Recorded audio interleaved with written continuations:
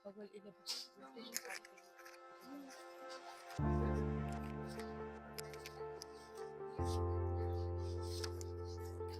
Ay, ano ba yan? Mahal ng mga bilihin.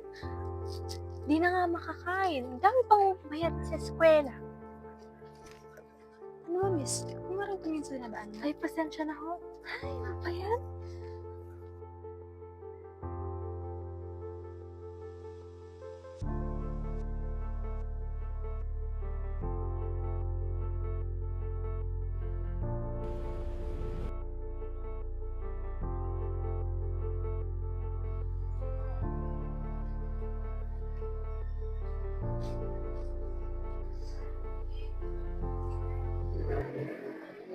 Ay, baka ng konti.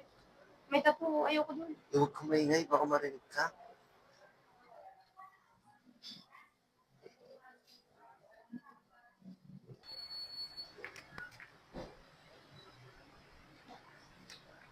Oh, pre, ikaw pala.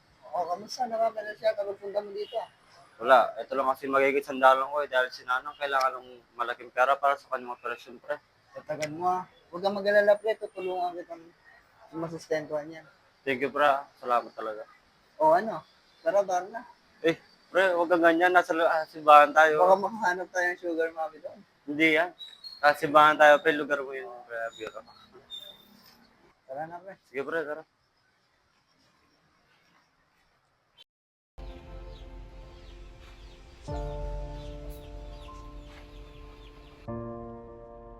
An iota of truth